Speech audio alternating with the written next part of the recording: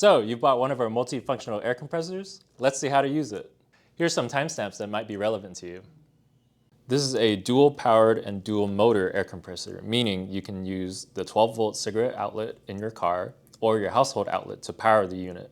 We do not recommend plugging both of them at the same time, as well as inflating bike tires, car tires, truck tires, and even airbeds. Before you begin inflating, be sure that the power source switch is in a neutral position, and then choose your power source. Once you've powered your unit, be sure that the inflation switch is in its neutral position, and then select whether you're inflating tires or an air mattress. This unit measures in 4 different units. Be sure to set it based on your location. Let's go ahead and demo inflating a tire. Right now, I'm plugged in using a household outlet. I'll flip the switch to the household outlet symbol. Remove the valve stem cover. Attach the air hose. I'm going to set my PSI. And because we're inflating a tire, I'll flip the switch to the tire symbol. For high volume inflation, turn to the back of the unit and take note of the inflation port.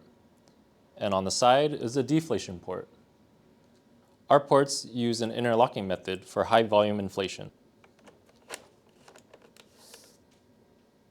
Let's demo inflating an air mattress using the high volume inflation mode. Right now, I'm plugged into a household outlet, so I'll switch to the household outlet symbol. Once you have your hose attached, let's go ahead and attach to the air mattress. Now, it might not fit.